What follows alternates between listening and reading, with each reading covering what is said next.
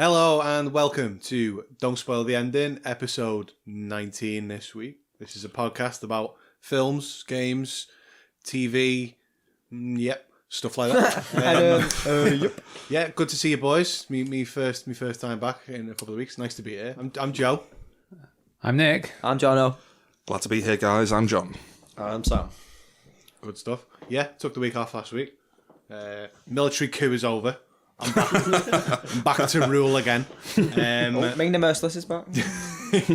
So I did, whilst I stepped away from the show last week, I did end up producing it and editing it.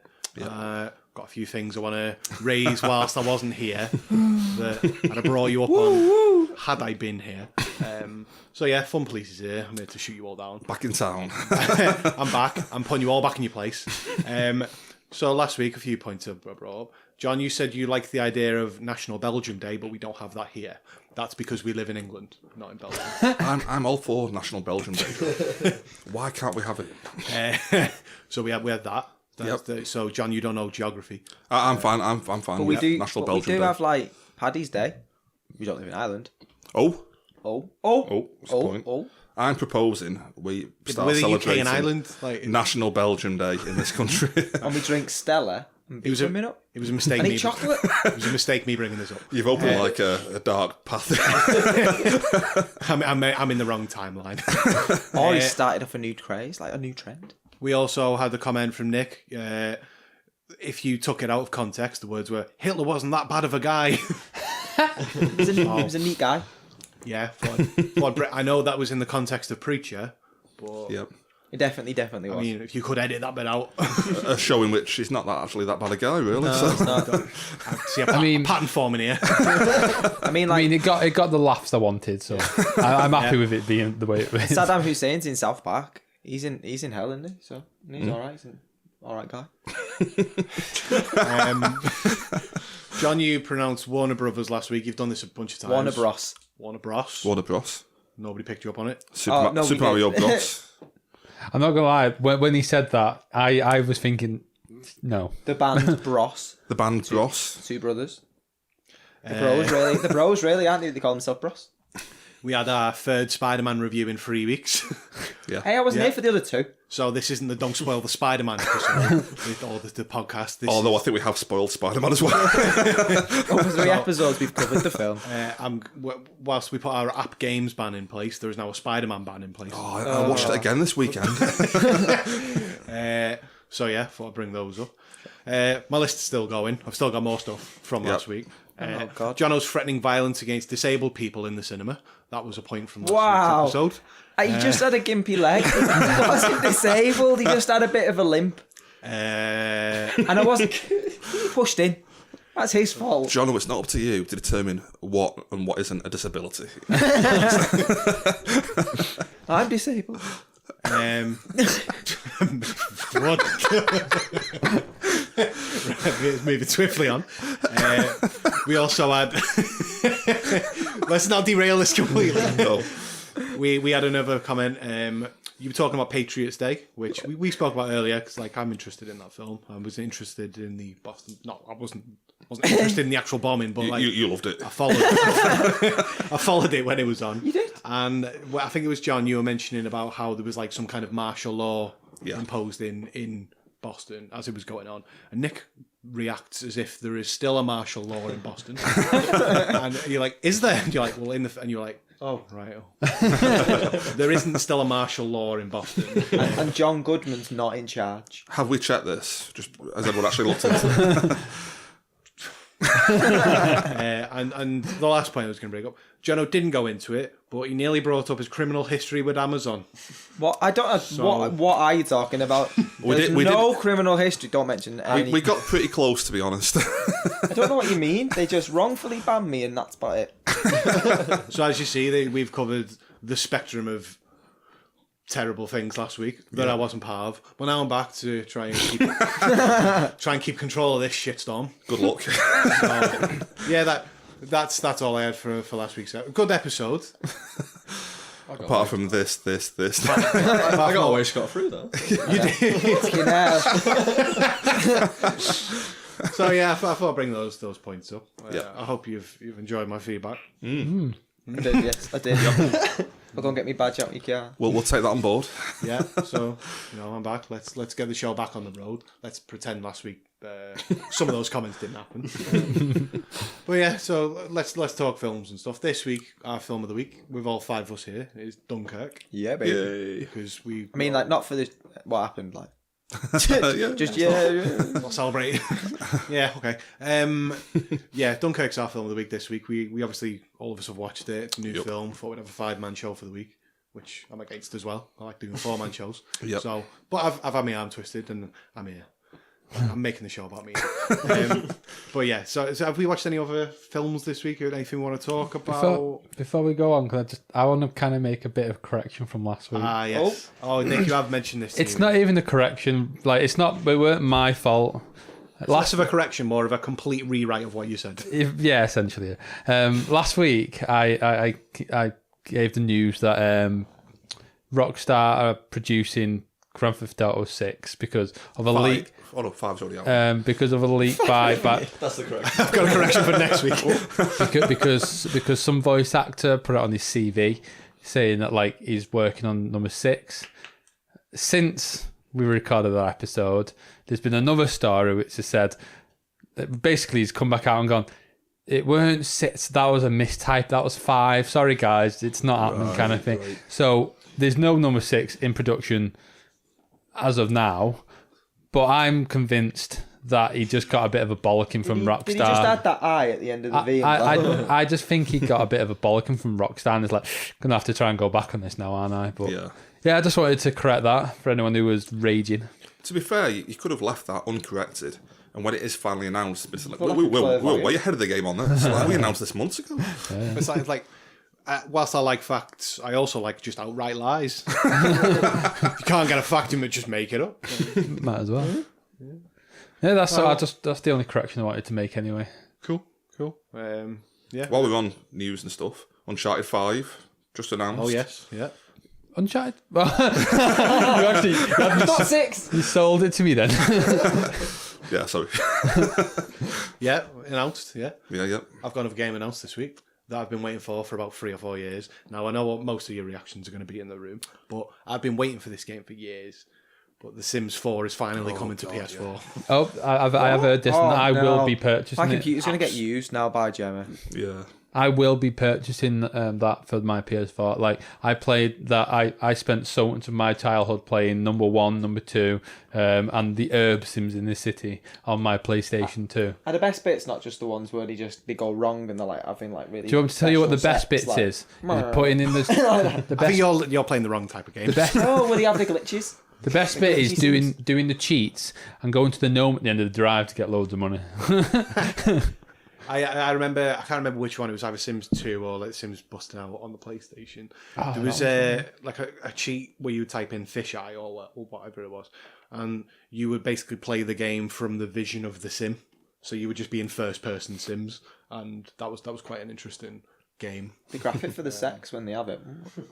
You're going down a similar route here.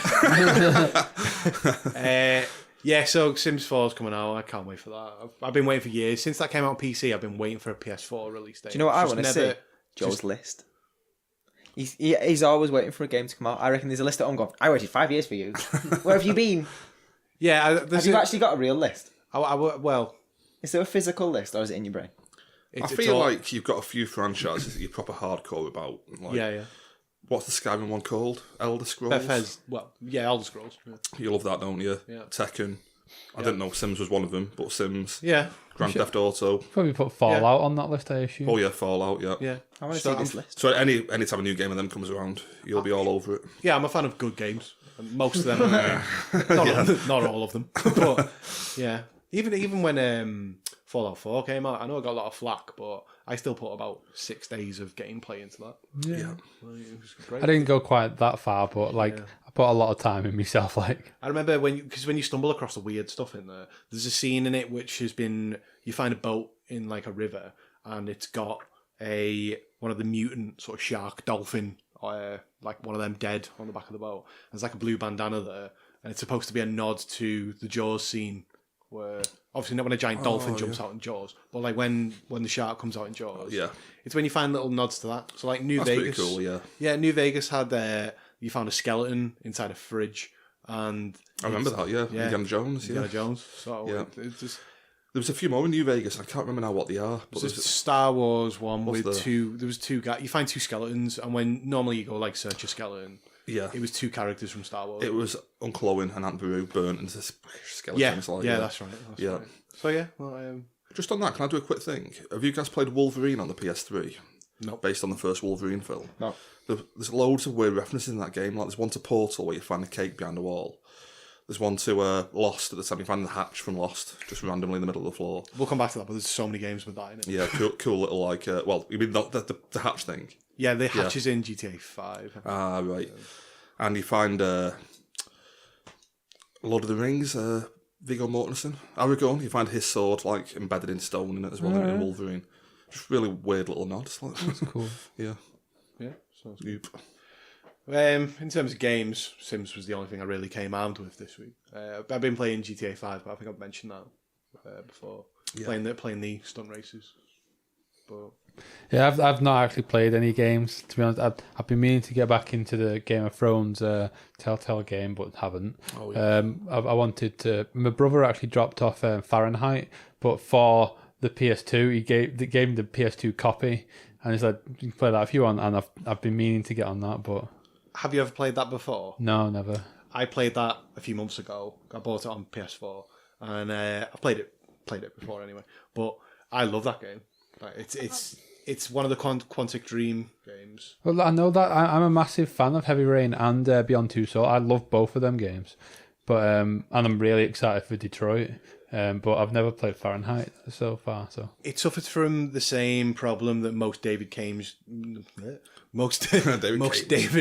games suffer from, other than Heavy Rain, which is probably a bit like this. But David Cage games tend to start off really good, and then they go insane. Like, not in a good way, but in like this is now too far into weird like, sci-fi stuff. Like Beyond Two Souls was great when you like just going to birthday parties and stuff. Yeah. But when you've got like ghosts murdering like 100 SWAT team members of a SWAT team, like, what is going on? I mean, while you're playing it, it's like, this is quite an interesting game, but it's like, this is not what I wanted from this.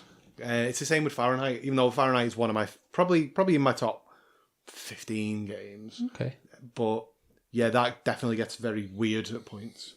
Not in a great way. I will be playing it eventually when I get around to it. But I expect a full review by next week's episode.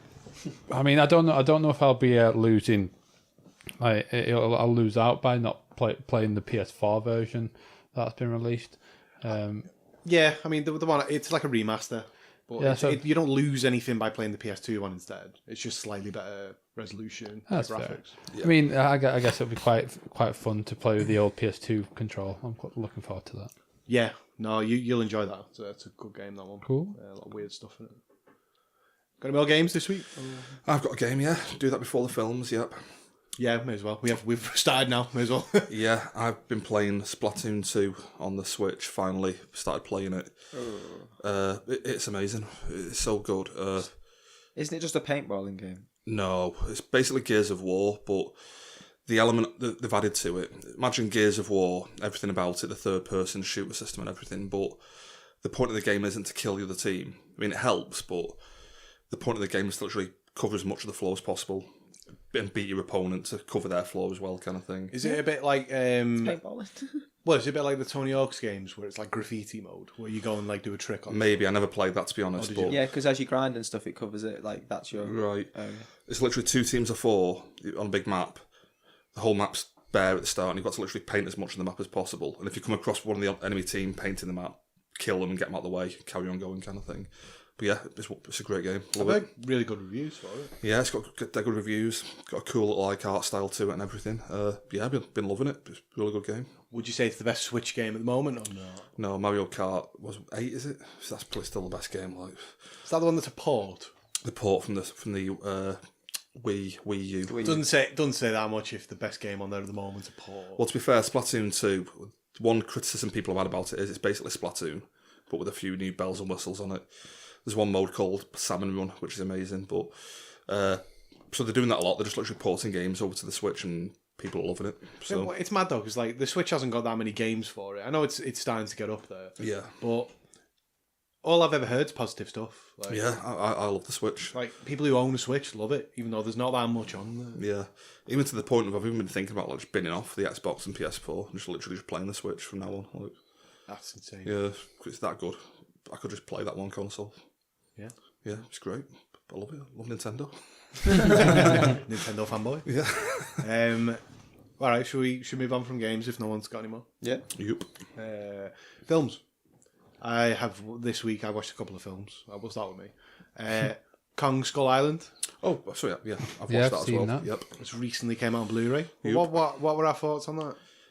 It's the most 3.5 film I've ever seen. I mean, just I can get behind that. yeah, It's visually pretty stunning in parts. yeah. The drama's like, it's kind of like you said, it's just the most average sort of drama. I've got a couple of issues with the effects of Kong. I'm sure the size of him like varies from shot to shot. 1 minute it's like 100 feet tall, the next minute it's 50 feet tall. It's like, how big is this thing? Like, you know what I mean? Seems to be convenient for whatever he's doing in that scene. He'll be that big, kind of thing. Yeah, yeah. I didn't think. I thought it was fine. I was after I watched it, I was like, oh well, that was a good use of time. That's what I mean. I like it. You know, I don't hate it or anything. I but won't watch that again for a long time. I just wasn't that into it. yeah. But How do you think about it compared to Godzilla? I prefer Godzilla. Yeah, me too. Definitely. I love Godzilla. I'd probably give Godzilla the 3.5 and then give Kong maybe a 3. I'm probably more like Godzilla 4.5, Kong 3.5. Like, Yeah. yeah. Yeah, no, so I watched that. Followed that up on the same night with Moana. One of the best films I've seen all year. I'm not even going to lie about it. No, it is. I mean, it's got The Rock in it, so I love it. Yeah. It's got The Rock singing in it, even better. He can sing as well. Oh, he's really good singer, isn't he? That song's the best sort of Disney song that's came out in years. How much auto tune from Will.i.am's on that? Like, what do you reckon? Because do you reckon he can really sing or not? He has sang on wrestling back in the day, but I can't remember if he could actually sing. I think apparently he can, because he actually loves to sing. Yeah. Like he loves singing, The Rock. So like when he got asked to sing on Moana, it's like, well, yes, I will. I think he makes the film. Like his character. Have you ever seen the behind the scenes video of him singing Moana? No. He looks like he's having so much fun. Honestly, he's dancing around everywhere, just like, he's loving it. Yeah, I really enjoyed it. I thought it was. I'm just going to go out there and throw my rating out there now for it. It's 4.5 out of 5. It's that good. I'm not even a cartoon person. I've been trying to tell John to watch it. I was told to watch it for my daughter, who then fell asleep.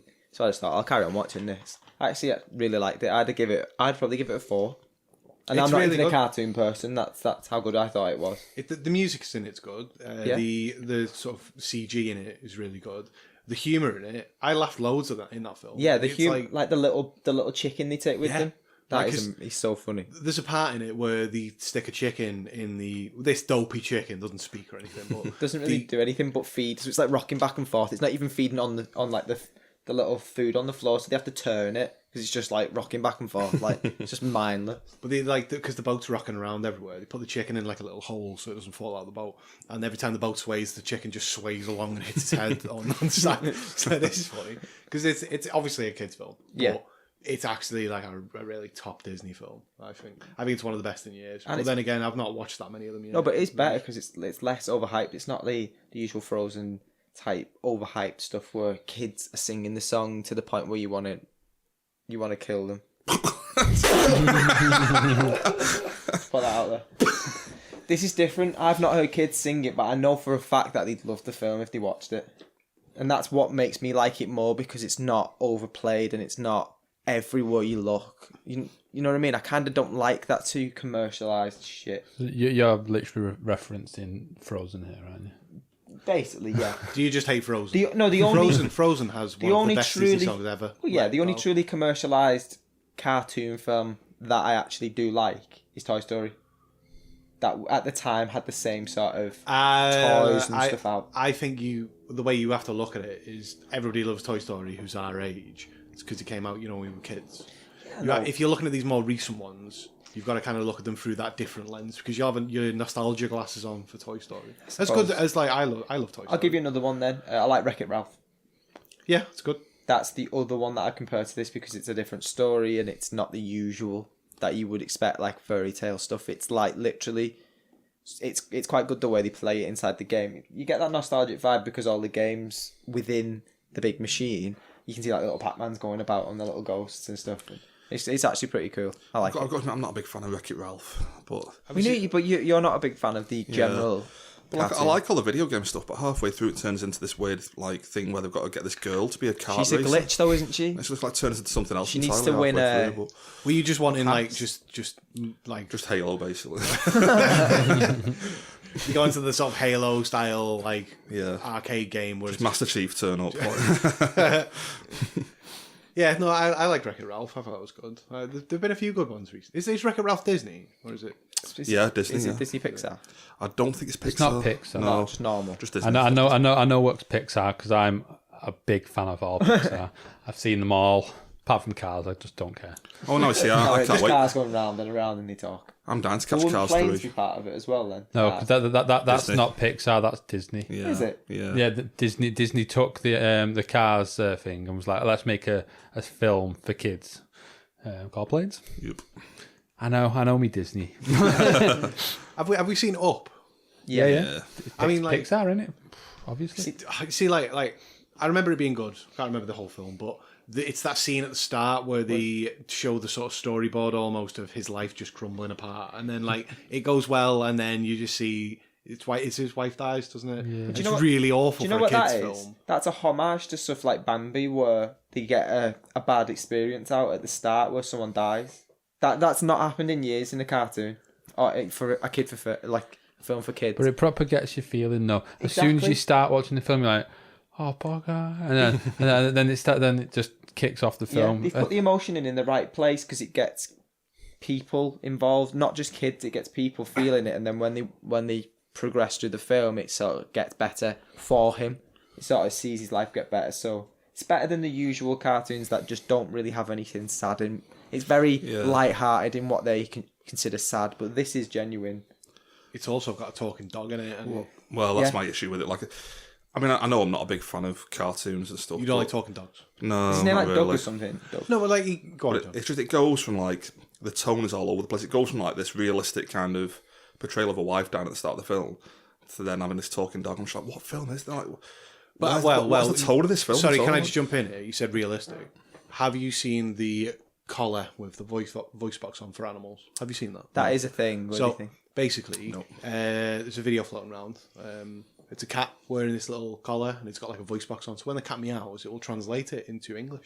So the cat will go meow, and it'll go hello, and it's the greatest thing. So when you say it's not that realistic, maybe you're just not looking forward into the future enough. Maybe, but can you actually float your house with balloons as well in real life? If you had enough. If enough balloons, do you not think the little kid in it that is constantly pestering his old neighbours similar to the real make of Dennis?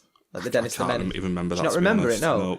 Usual Dennis the Menace is a bit different. All the neighbours hate him, but the real Dennis that's made, Dennis is always trying to be nice to next door, and it just so everything bad that happens just seems to be an accident. But it always seems to happen to Mr. Wilson next door, and that's why he hates him. It's kind of similar to that. He kind of hates the kid and wants rid of him, but this kid loves him. I've seen the Dennis movie, but I don't remember that. That's that. It's literally the same type of thing. They're sort of paying homage to it, even to the point of what he's wearing and stuff. Yeah. Well, that's all I had film wise. I know, Nick, you've got a lot of films you wanted to talk about. Oh, you rated Moana, didn't you? 4.5. 4.5. And I give it a 4. Anyone else seen it? No. I have seen it, yeah. I'd probably rate it a good 4.5. It's really good. Great film. It is. Loved it. Well, let's move on from Moana. Yeah. I've got a lot of films.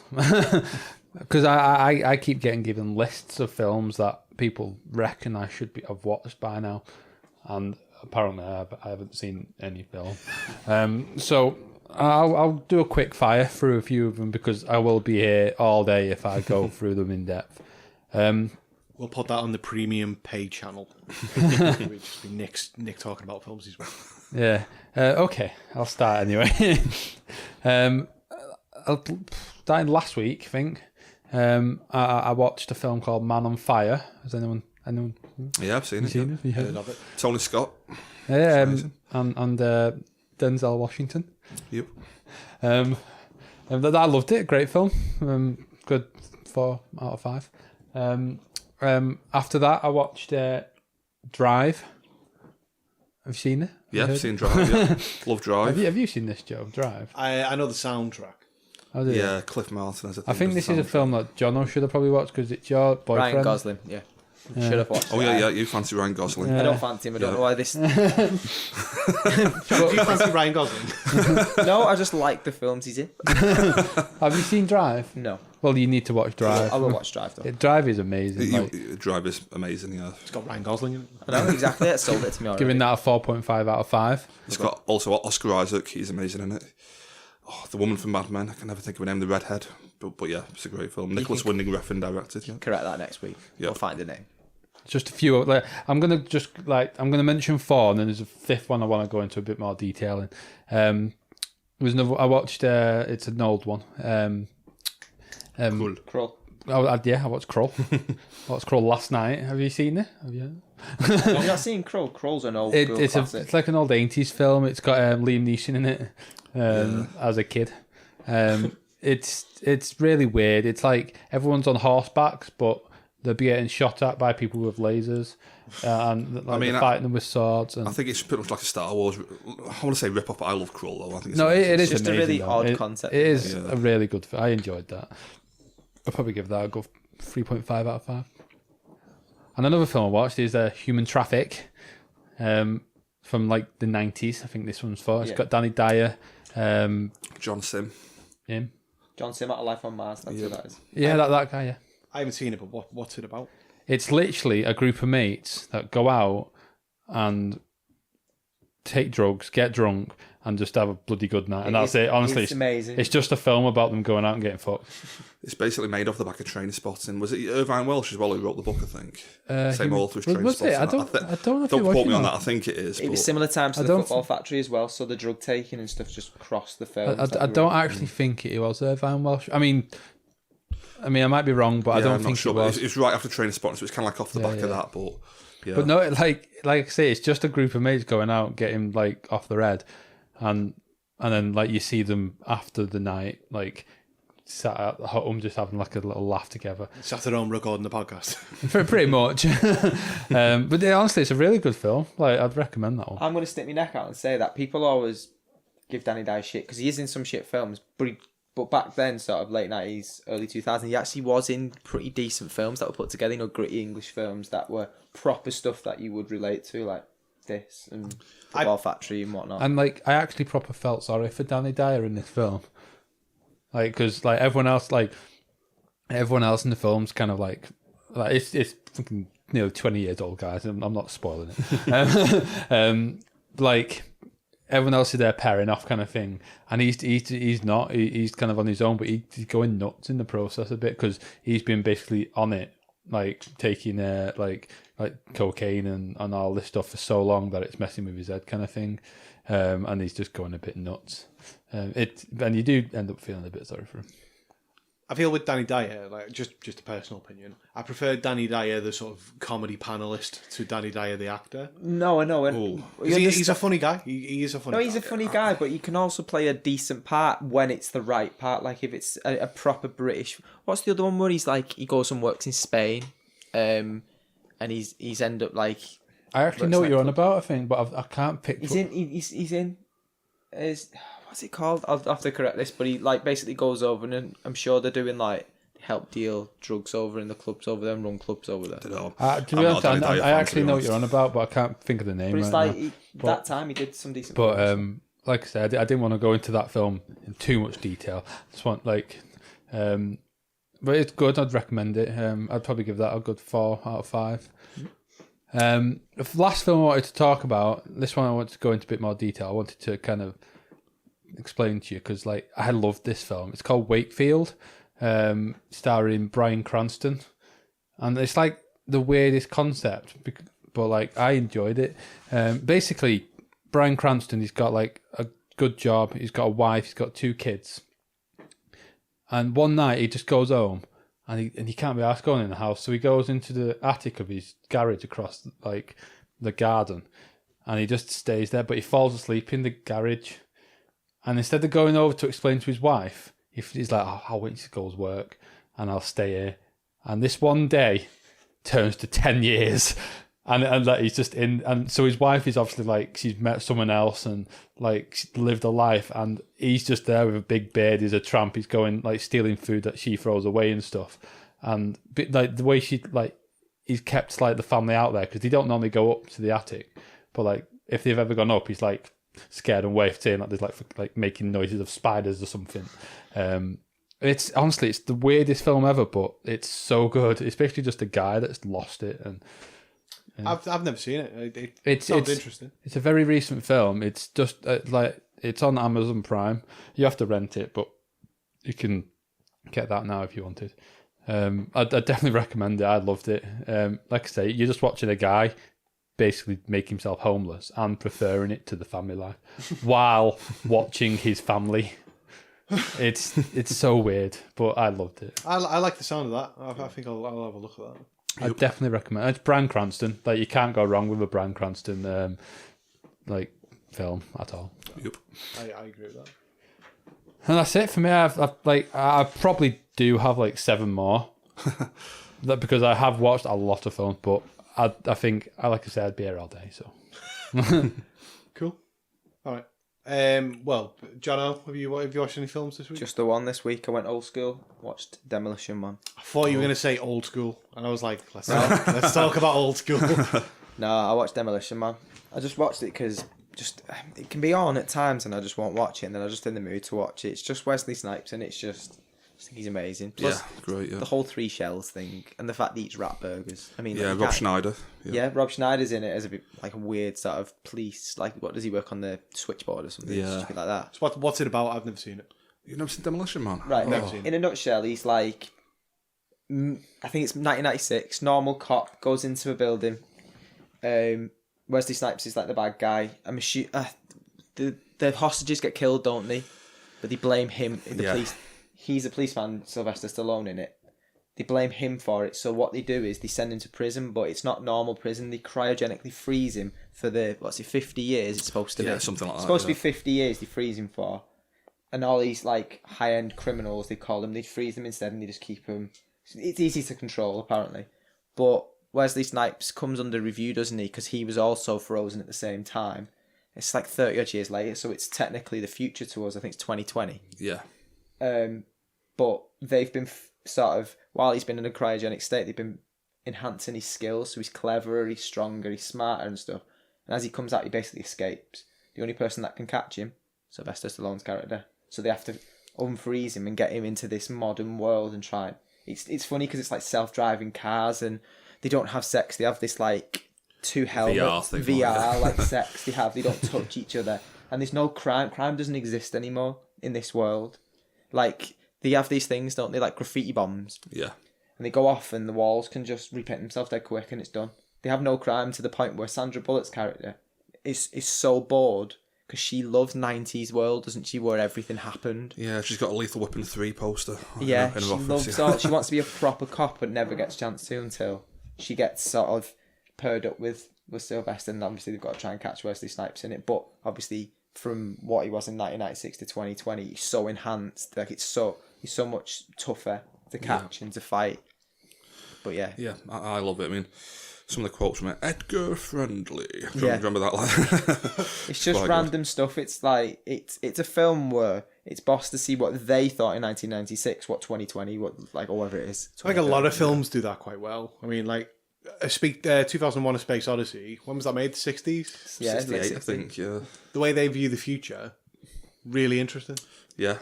They literally have iPads on that ship. Yeah. It's so weird. Like. I know, but this film isn't so far away from it because the self-driving car does exist. Obviously, we know it has issues. The Google self-driving car. Goes back to that quote, doesn't it? Is what is it? Life imitates art. Literally, if someone makes something which like shows the future, we tend to imitate that.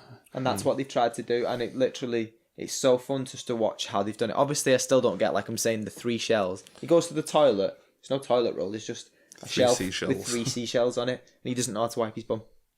So what he does is he needs the toilet so much that he's backed up. What you do is when you swear, you get like this like token that you have to pay a fine. You have to pay so many credits. Like a parking fine, basically. So he just keeps swearing to get more paper so he can wipe his bum. It's actually a pretty good part because he's just constantly swearing like you owe us 50 credits and he ends up with a pile of for shit. Is this Sylvester Stallone? Yeah. I'll be honest, I'm the type of guy who looks at Sylvester Stallone film and goes, I'm not watching it. It's a similar period to sort of like Time Cop with Jean-Claude Van Damme, that type of thing. I think it was 93. It was the last big budget R-rated film before they started like cutting all the violence out. But stuff yeah, like that. there's proper violence in it to the point where like Wesley Snipes, as he escapes, he needs to get out of this high security prison. And the kind of the cross between doctors and policemen, that prison guards you'd call them, he actually has to take the man's eye out to get through the retinal scanner.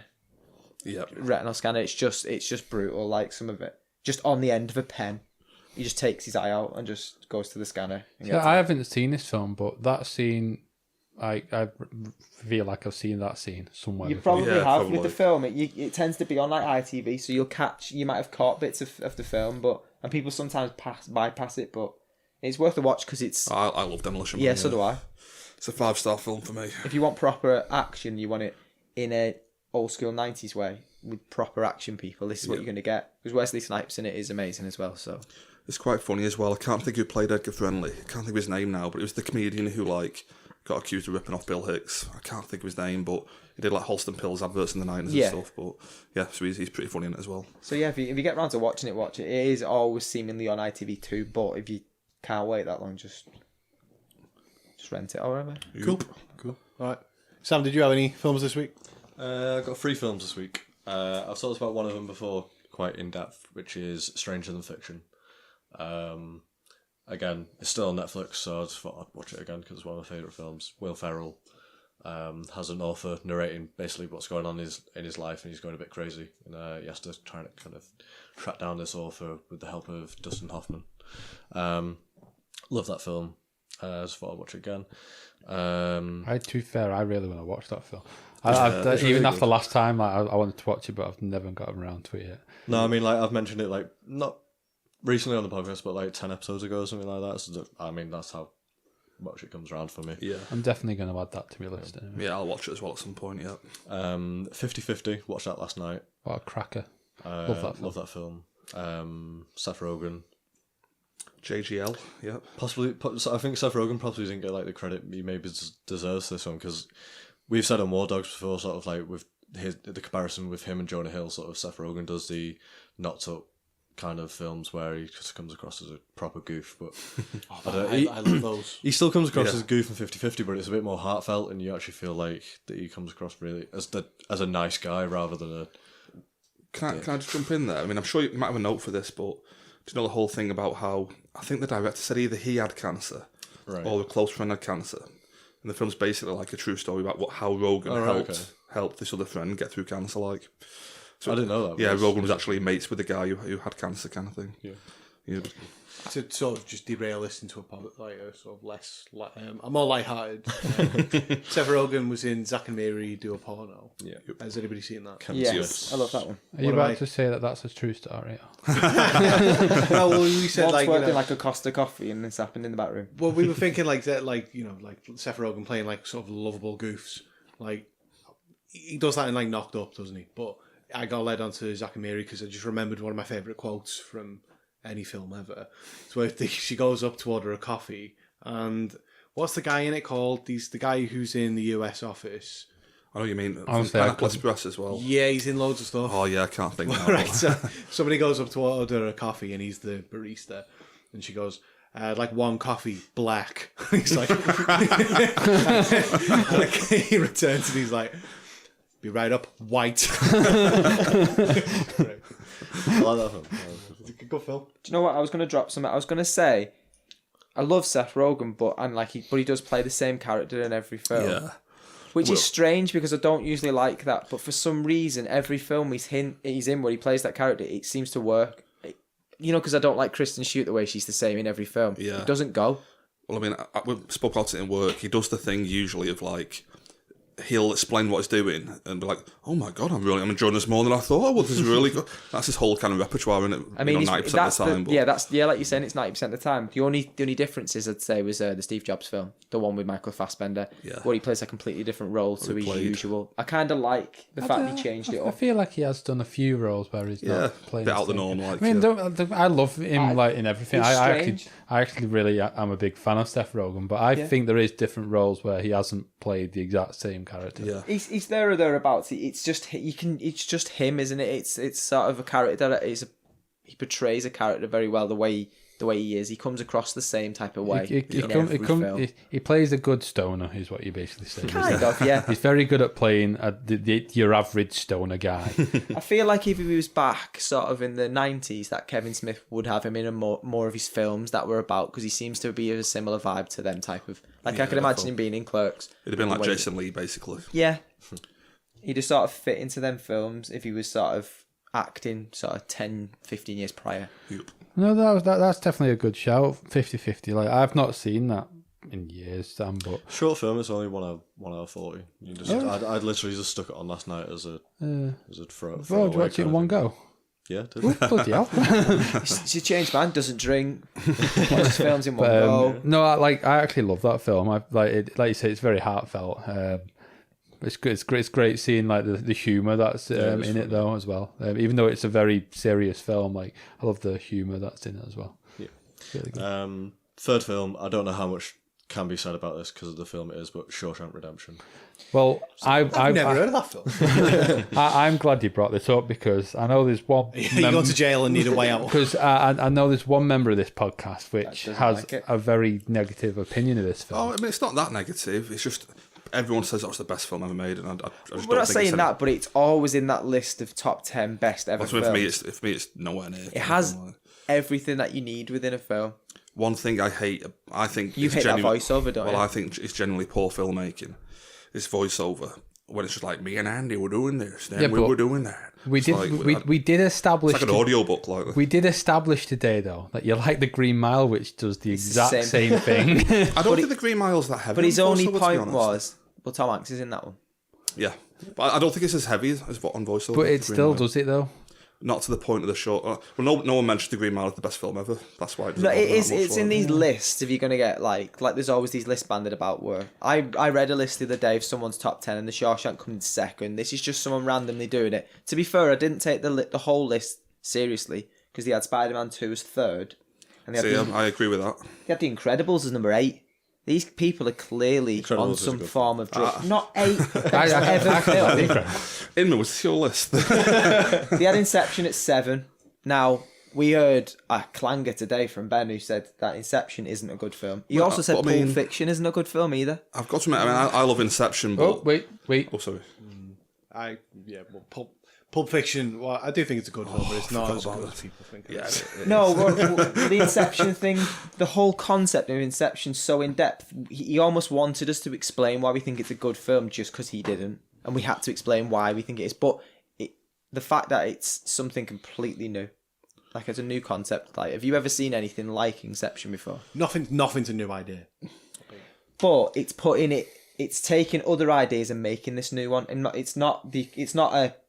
might not be a be all and end all of a new thing, but have you ever thought of going into a dream and it being another sequence and you needing something to stabilise yourself, like he uses that little spinning dreidel thing? Yeah, that takes a lot of the I don't know how many films there are about it, or at least popular films, but it's all about lucid dreaming. That it's a real thing. But it's the concept of how you portray that in a film is the artistic part of this film. You can see visually it's amazing. It's not a million miles away from the Matrix either. Oh, you know come what I mean? on, So, it's visually different. oh no, just in terms of the idea. But yeah, that's being what asleep I meant. somewhere, being within another world. It's dragging something different in, though. I meant the visual aspect of the world coming round over himself. Yeah, no, I get what you're saying with that, but like I would, it's nothing new. And which I'm going to drag onto the film later. The music's done by Hans Zimmer. Yeah, great soundtrack. You can't go wrong.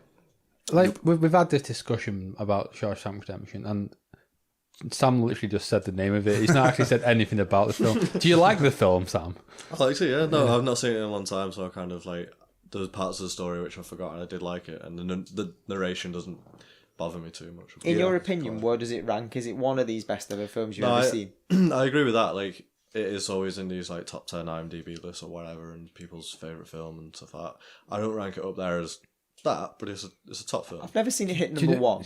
Do you know when people call it the favourite film? I genuinely think that's just laziness. Do you think it's a cop out? It really is. I think it's like the cheap go-to. I will admit, I was one of them people once. I once said that was my favourite film, but it was just pure laziness. I think it's kind of been so many people's favourite films, it's easy to say, oh, that was my favourite film as well. Like, kind of thing. Is that a case that it's one of the only films that appears in so many people's top fives, and it just happens to be like that? It's on everybody's list. Not mine, or probably anyone in this room, but it's right up there for so many people. Yeah, you could say it's the most notable film that people say how good it is. Like, if you was to reel off a list of, not even saying a top 10, but just good films that you know that if someone hasn't seen it, someone should watch. The Shawshank is one of the films you would mention.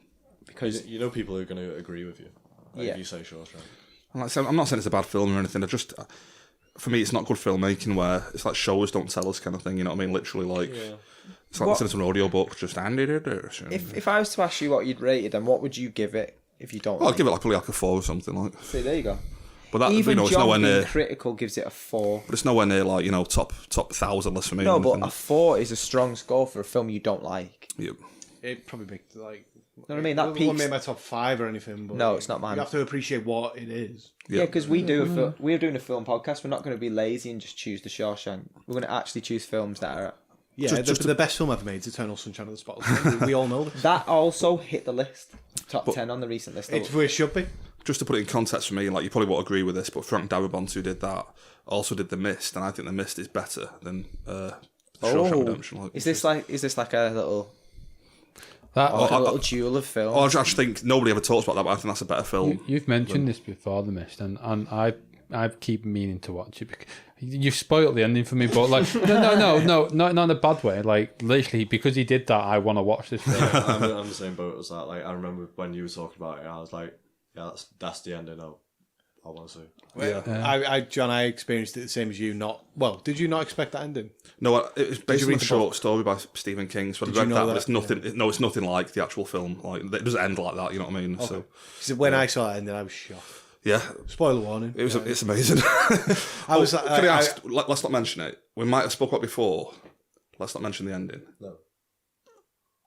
Should we? Actually, Go on, say it. No, yeah. Let's not go. I was hoping to maybe cover it in a future episode. Let's cover it in a future episode. You okay with that? Talk about it further. But like when I watched that, I watched it with a group of friends, and everybody was just jaw and like hit the floor on that because it was like, what the fuck?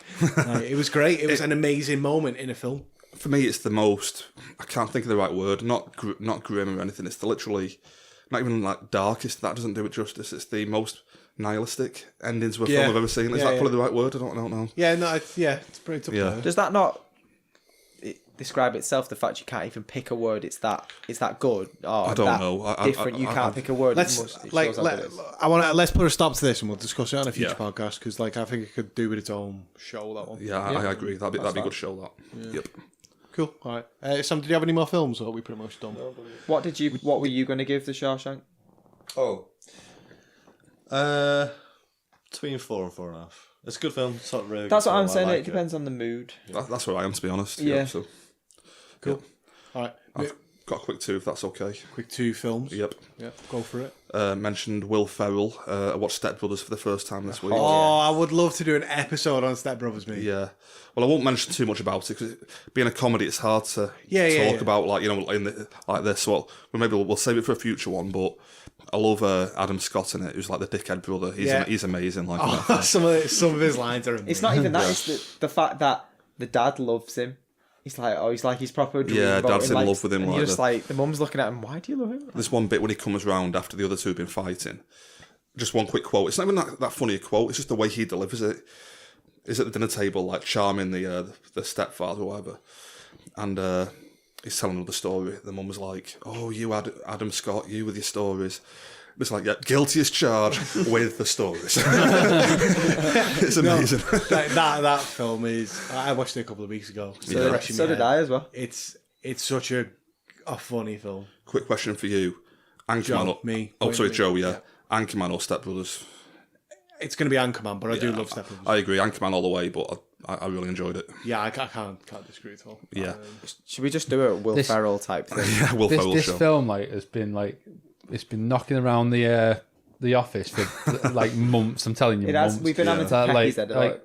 Basically, people from work have been begging John pretty much to watch this film. It's like, I'll watch it on the weekend, and then Monday comes. It's like, didn't have time, did I? I did, however, watch these 4 films. But he didn't watch this Just one. didn't have time for that one. But do you want to know how henpecked he was? He was so pecked, and every day I could hear it, that it was stuck in my head that I went home and I actually had to watch it myself because he was stressing me out because he wouldn't watch it, and it was stuck in my head. I reckon we sort of schedule in for a later episode. I'm up for that. I loved it, so we'll definitely talk Not about just that, in I've future got another film that I mentioned in work, which I won't say now, but I reckon we should maybe keep it for a future one. I've got one last film, if that's okay. Only a quick one. I watched A Cure for Wellness. I've heard of that. I've not seen it. Directed by Gore Verbinski, who did like Pirates of the Caribbean, Lone Ranger, which I love. I did enjoy it, but it's the kind of film where it's a mystery film, so on a first watch you've got no idea until the last 5 minutes what's going on. When you know in context, it changes the whole film for you. Have you watched it a second time yet? Or? No, that's the thing. I think when I watch it again, I think I'll enjoy it more now knowing what it is. It's basically like, have you ever heard of like the Abominable Dr. Phibes? From like this, it's like an old Hammer horror film almost kind of thing. You watch it thinking, is it Shutter Island? Is it something else? But until you get to the last 5 minutes, it all clicks into place. But yeah, I really enjoyed it. 4 out of 5. So, yep. Cool. Good. Cool. All right. Well, we'll move on to our main film. We're gonna have a break first. Yeah. I do want to correct myself earlier. The line from Zack and Miri, which I love so much that I didn't know the exact quote. I just remember laughing loads at it. Is "I'll have a large coffee, black." He goes, "Can't you see I'm talking white?" That's good. That great moment. We'll be back after this short musical interlude. I left that on like a sort of. I did the sentence and then there was an uplifting. a bit of a I know, like it was a question. It was like a question. We'll be back. It's like you're from California. Like We'll be back everything's after a the question.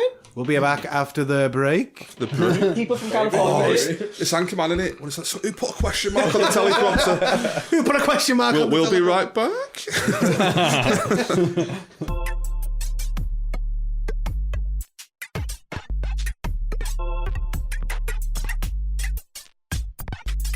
All right, we're back from our break. Film this week is Dunkirk, who's mentioned earlier. Got a synopsis for you, and then we'll go on to our review. So, in Dunkirk, the film synopsis, as is the history of Dunkirk. So, if you don't know what Dunkirk is, Yeah. yeah, Go and check a book. I'll get back into your hole.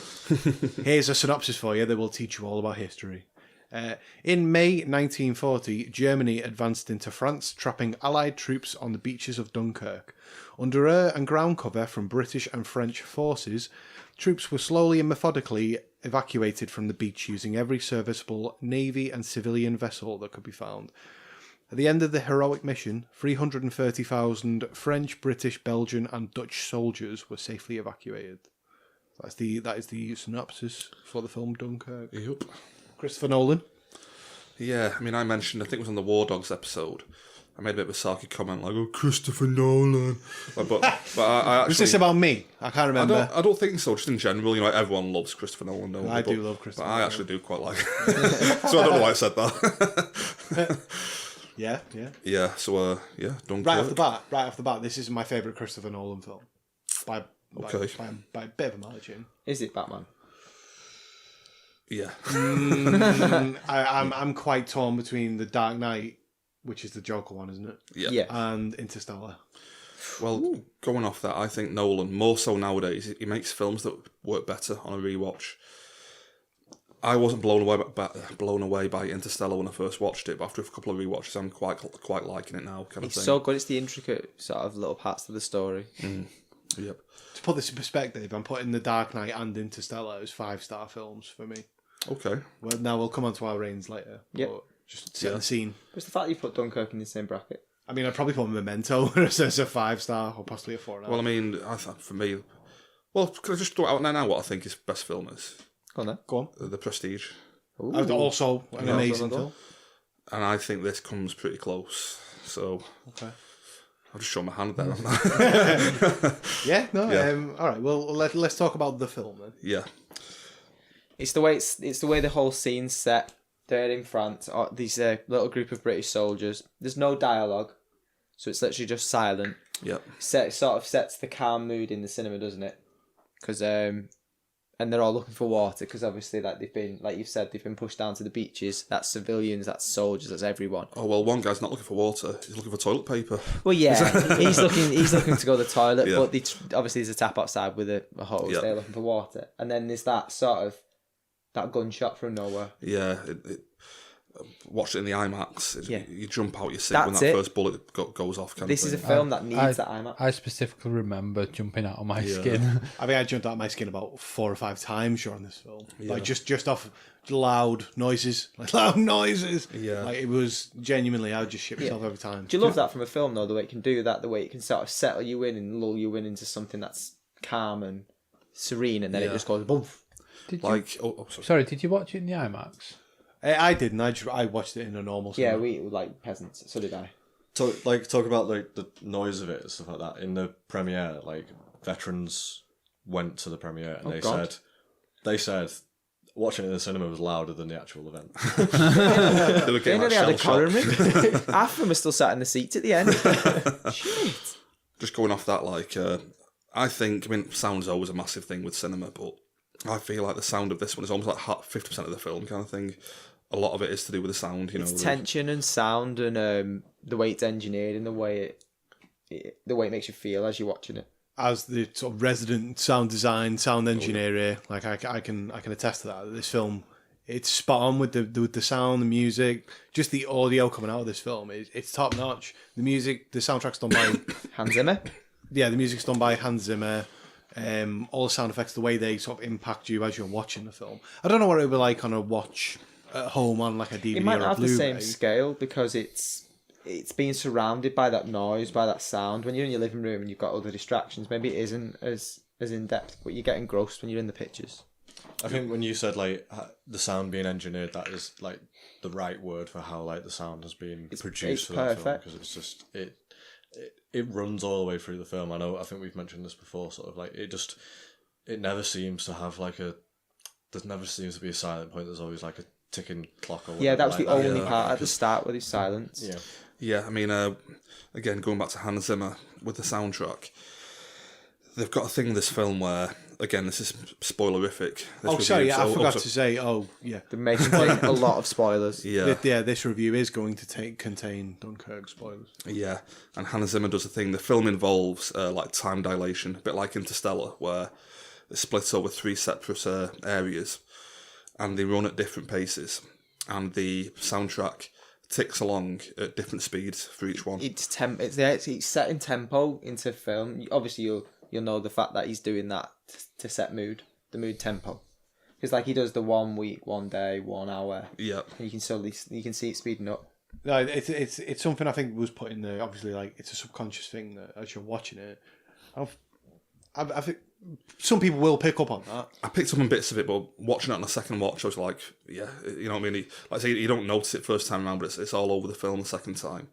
All of these Spitfire stuff, it's constantly like tick, tick, tick, tick, tick, tick. You know, And not just really, that, but really the Spitfires fascinating. where you can feel like they're coming from behind you.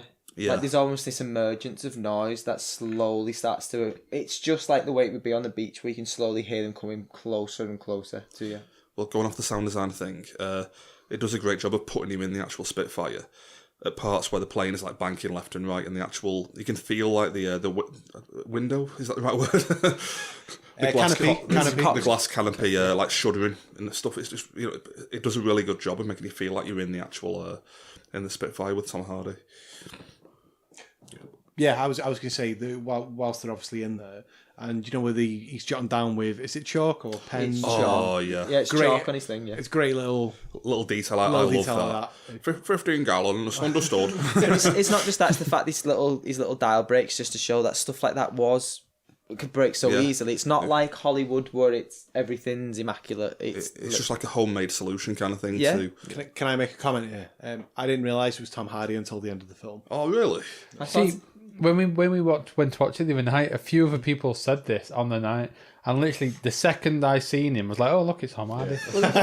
Like you see his full face. I don't understand how you don't know it's Tom Hardy. I actually did pick up on He it. starts without his mask on purpose, so you know it's him. So that when he does put it on, he ends up being bloody Bane. But... I was reading though about do you know Christopher Nolan, how he seems to always put a mask on Tom Hardy, and what it was, it's because of, do you know, when The Dark Knight Rises, like he loved what Tom Hardy did with just his fucking eyes.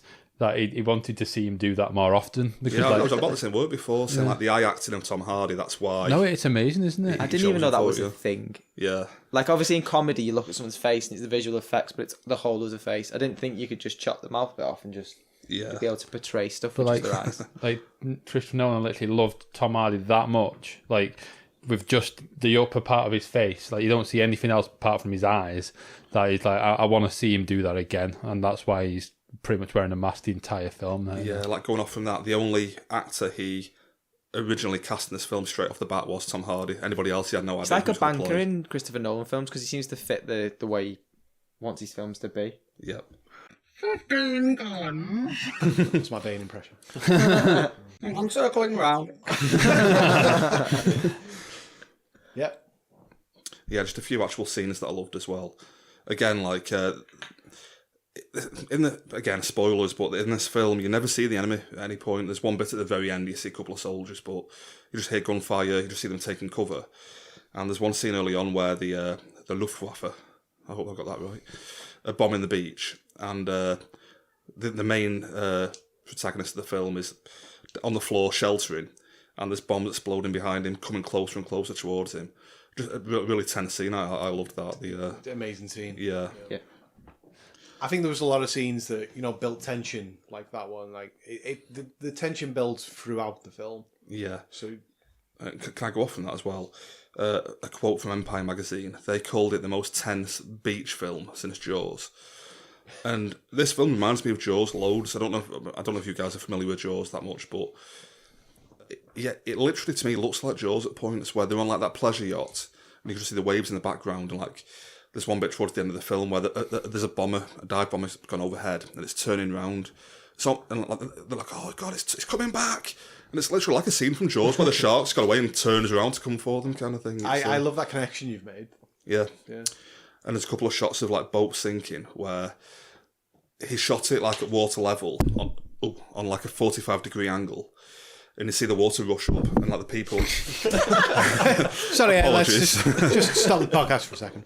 John, please stop punching the microphone. I'm waving my hands around so much trying to emphasise the water rising. The water flies up, you see the people get like almost, not crushed, but you know, like they're trapped between the water and the boat sinking. And there's shots of the orca going down in Jaws where it's shot at like 45-degree angles and just get climbed out the window and stuff. And I love those shots where like the water comes in from the side of the screen. Yeah. Like, and I really like those. I was impressed with those. yeah, there's quite a few of those. And again, it reminds me of Jaws. I'd like to think it was a deliberate reference. I don't know, but yeah, I hope so. I mean, it's a bit much to be accidental, isn't it? Because it's a similar. Yeah, and he must love Jaws. So Are you saying that the World Wars included shark soldiers? well, can I just tie it back here? Have you all seen Jaws? Quint's speech about World War II on the USS Indianapolis when it went down in foreign waters and they get attacked by sharks. Wasn't there a film like last year or something? Yeah, Nicolas Cage. Yeah, with people are saying might be like... Oh, I mean, it's literally like, it's a real event. But people are saying it's a sequel to Jaws, though. Well, like a prequel. Like, a prequel, sorry. It's a real event where the boat went down in shark-infested waters in World War II and they all got eaten by sharks. But Quint, the character from Jaws, in the lore of Jaws, was on the USS Indianapolis, and that's why he hates sharks, kind of thing. Yeah. I like those connections. Yeah, so it's a little nod there, I think. Yep. Can we move on to Harry Styles? Oh, breaking news! I promised myself that the first mention of Harry Styles this week, I was going to break the news here. This is obviously a podcast where we share the latest news, because people listen to it 3 days after it's recorded. But this is the latest news that One Direction might reunite without Harry Styles. That's because he's now a fully fledged actor. That doesn't even shock me in the slightest. Take that, did it? I love that we're discussing it seriously. So what they're doing is they're taking the biggest member, just not forming with them, and just making a little group without them. Yeah, that's I'm dead. Yeah, that's blown me away, Joe. Shut the show down. We can no longer do this anymore. Harry Styles might not rejoin One Direction. Do a 1D podcast from now on. Oh, yeah. Well, to be honest, I know we're mentioning him, but he didn't do a bad job as an actor. I was going to say this. Like, I know we've all got differing opinions on Harry Styles, like, but I personally think he didn't like stand out in the film as like a bad hire. No. I know the story with Christopher Nolan hiring him for this role. He didn't really know how famous he was. No, that's bullshit. Whether that's bullshit or not, I don't know. But I thought he was fine in the film. There was nothing wrong about it. Like you've said before, haven't you, John? That like he seems to stand out as like a modern face in an old time.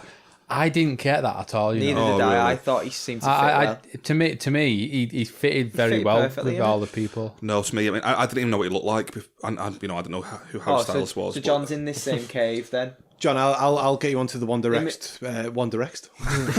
I'll get you on the One Direction. So John's what the fuck? Right. Shut the fuck up, everybody. John, I'll get you on the One Direction podcast that we're going to put together. Yep, You'll learn all you need to know. We'll get about Christopher Harry. Nolan out that cave with John and then fucking both watch it. But I couldn't have pointed him out to you in a lineup kind of thing. You know what I mean? But as soon as he comes on screen, like, that's clearly Harry Styles. I think I've spoke about it with my sister, and he hasn't got he's got a modern face. He doesn't look like he belongs in World War I II. don't think so though, because He's got a short face. You know what?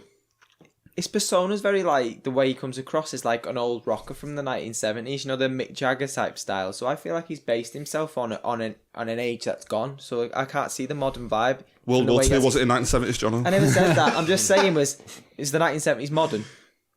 No. There you go. That's what I'm saying. Point proven. What I meant was he's trying to have this old look in a modern time, so I don't see what you're seeing. I don't see him with a modern face. When I look at him in front of any normal person in 1D, he looks like he should be back in the 70s. But I'm not on about his style, I'm like, it's literally his face. No, his face. It's Like, his face, his hair, everything, the way he carries himself. It feels very old-fashioned. 1D. Yeah, I was hoping you'd mention it. 1D. 1D, yo. What about?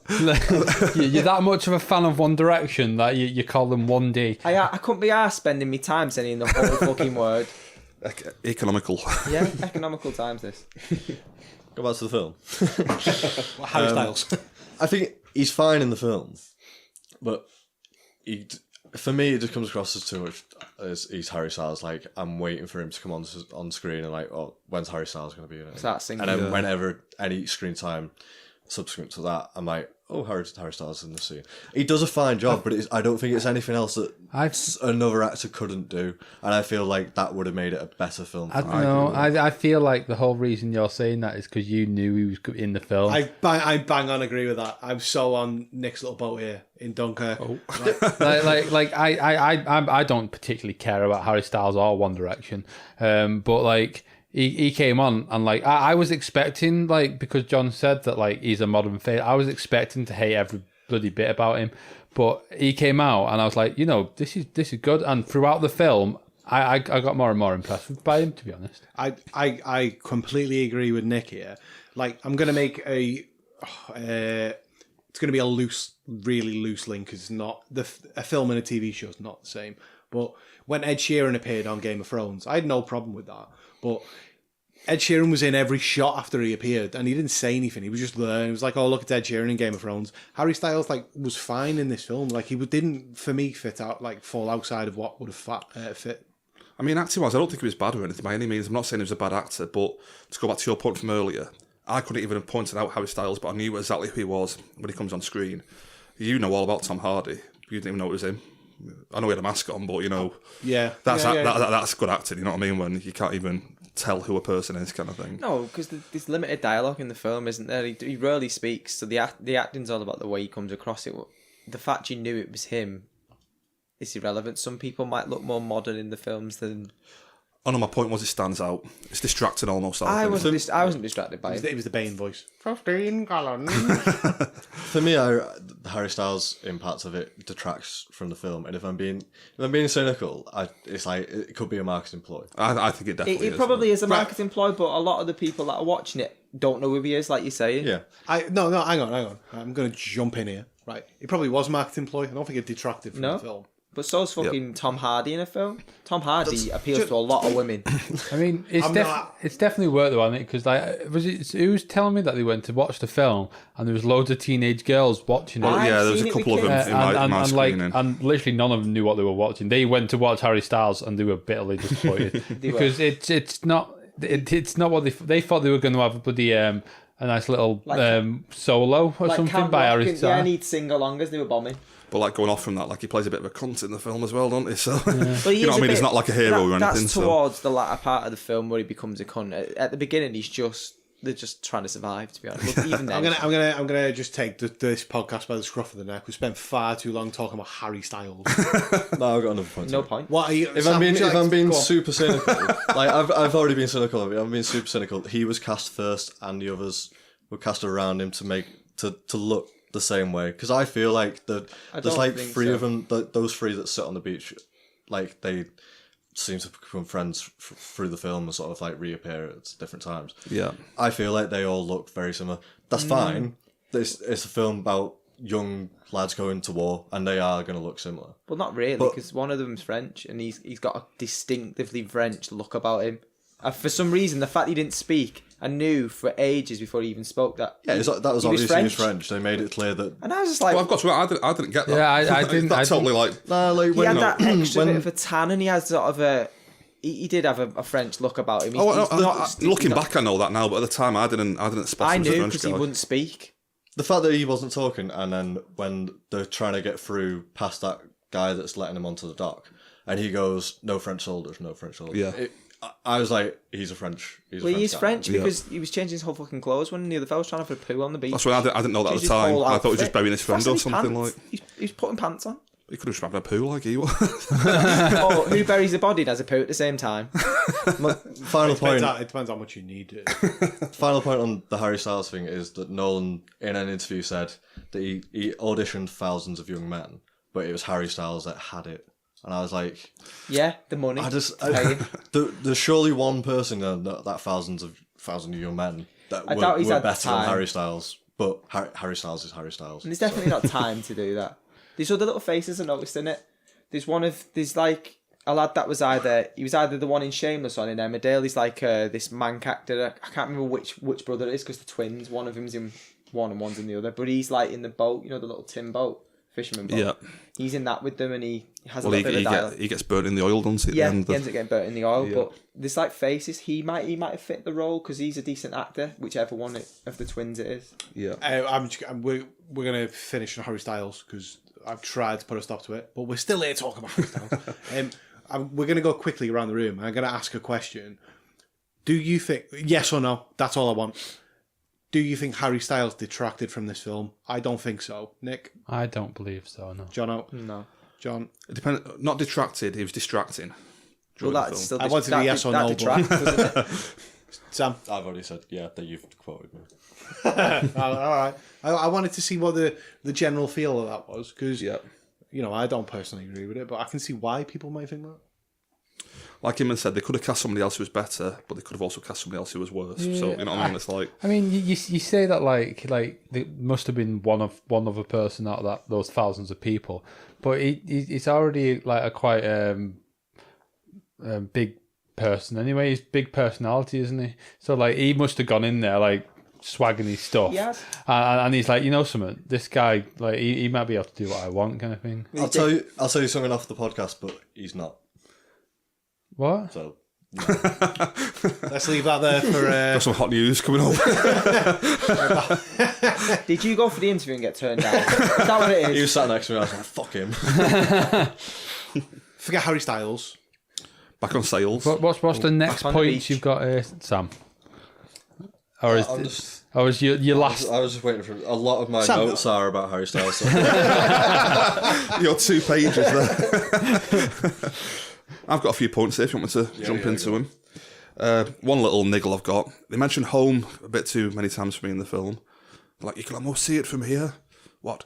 Home. It happens about 3 times, and then later on they change it up. It's like, what can you see?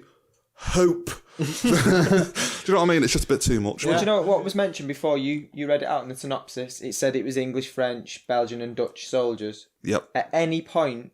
did you, apart from the one Frenchman and the one Dutch sort of sailor, did you meet any of the other people? Isn't that the point? No, it's not the point, because they were all supposed to be there. No. I get what you're saying. That's why this film got criticism outside. That's the point I was trying to make. Because you're making your point there is like a lot of that was missing, and that's the film has received criticism for that. Now they allude to it towards the end of the film. They allude to it. That's all they do though. But they're trying to build a film here, which is it's like based more on the British side of it. Whether that's true or false, I don't know. But that's how this film was created and made. No, I know that, but at the same time, is there not some uproar in the fact that they literally said as they were trying to bring... You even made the quote was made before, no French soldiers beyond this point. That in itself is sort of a bit disrespectful to the French. Oh, I don't think so. We were there fighting their war for them. Like, get us home first. You know? I totally get that, but they've got to then watch this same blockbuster and then... I totally agree with that attitude. Like, we're on their soil.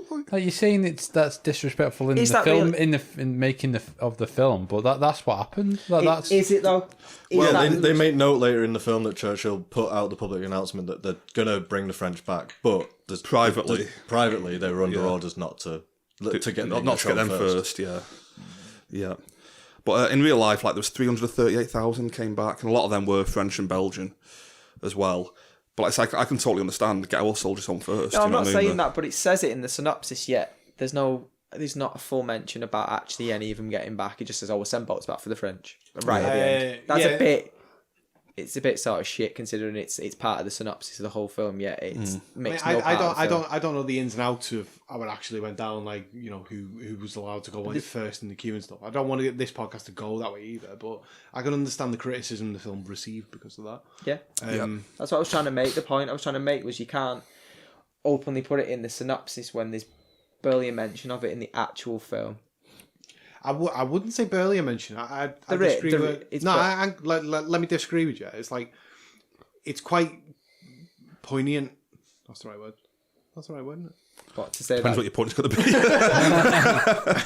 It's quite poignant how they build it, and, you know, the captain, like, I don't know, but the captain sort of stays back and he's like, I'm going to stay for all the French soldiers. It's quite poignant. Yeah. All right, like, what was the mention of the Belgian and Dutch then? Did you hear them mentioned at all? But they are in France though. I don't feel like they need to mention them though. It's a film about the British getting their soldiers back. The point you're missing is you're completely missing the whole historical point of the film. It's supposed to be a true event, yet it's not mentioned in big parts of the film, like of what actually happened. There's only one synopsis I've read of a synopsis where it only says French and English, so I'm not. That one said Belgian and Dutch. I didn't even know they were in the film. Yeah, I mean, we could have read any other one Dutch out. Fisherman. Yeah, we could have read any. I got this off Google. He's literally typed Dunkirk into Google, and so that could have literally been what happened at Dunkirk for all we know. Well, let me stop you there now. It says film synopsis. There's a picture of Christopher Nolan's Dunkirk. Can I just go off the back of that? Another thing that, for me, it's only a little niggle with the film, but when they mentioned there's like 340,000 soldiers got off that beach, never at any point did I think there's 340,000 soldiers on that beach. There was a lot there, you know what I mean? But it didn't convey to me that many. I know it's a hard thing to do, you know what I mean? How are you going to do that? Like, but there's also I love that nitpick. Yeah, one little niggle. I feel like though, like they were all from that beach at that time. Oh, well, the beach went for miles, kind of. No, thing, I know. What I mean is though, like some of them had been on boats and like they'd been picked up in the sea and stuff. That's what I mean. It's over the space of a week. Yeah, exactly. There was So 340,000 soldiers. So like from what you've seen, like you didn't see 340,000 get off the beach. It just feels a bit like at the end when they're like 338,000 were lifted off. You're like, what? Where were they? I've got two scenes to move on to, if that's okay. Two like my highlights of the film kind of thing. The first one is where all the time points culminate, and it all culminates with the dive bomber turning round to do another run on the civilian yacht, and Tom Hardy is behind it. That was a great scene. Yeah, and by this point, the other Spitfire pilot is on the yacht with them, or boat, whatever it is, and he's going, "Come on, Tom Hardy! Come on, Tom Hardy!" And it's like coming around behind it. He takes the bomber down. But then it goes into the water and ignites all the oil. Like that whole sequence of events, I just thought was amazing.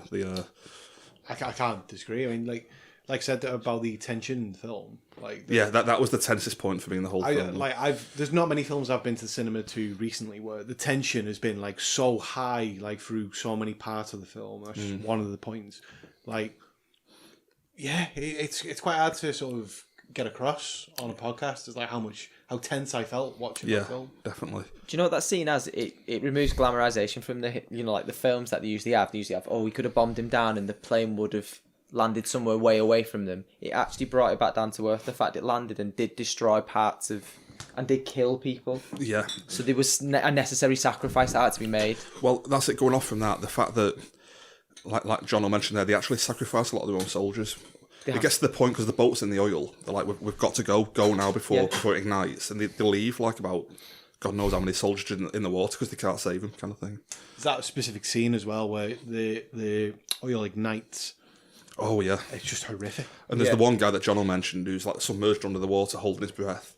Finally, he can't take it. Comes up, he's like, it's that gets burnt alive. Chilling sort of being burnt alive. We just heard the chilling noise there. But the real one, when you're in the cinema and it's like it kind of like you get like her stand up because it's like distressing. Yeah. I was going to talk about the sequence in the film. Like it's not so much out of sequence, but you've seen scenes and then like half an hour later you see the same scene again, but from a different point of view. And then later on in the film you see a scene that's happened 10 minutes earlier. And then like you said, this all leads to that scene where it all comes together. All culminates with that point, yeah. I mean, I'd make the argument that some people would enjoy this film more knowing that was coming because... It helps. It made me think more about the film because in the middle of the film, I was sat in the cinema and I watched it and I had to reevaluate the film in the middle of the film. I had to sit there and piece it together in my head. And I remember piecing it together and I was like... Right, this is this, and I remember this has gone to this. Like, I don't know if I'd have enjoyed it more had I not known. I think you're totally right. Like, this is what I mentioned before about Nolan's films nowadays are working better on a rewatch. Interstellar's exactly the same with the time dilation stuff. You've just got a better grasp second time around of what's going on. And with that point, there was a bit on my first watch where Cillian Murphy's already been picked up by Mark Rylance, and then later on you come across him again in the boat. You're like, what? Hold on. But that's night time as well. That's when you start clicking on, and I understand like it makes you think about the film, and if you don't click onto that, you're none the wiser. But it's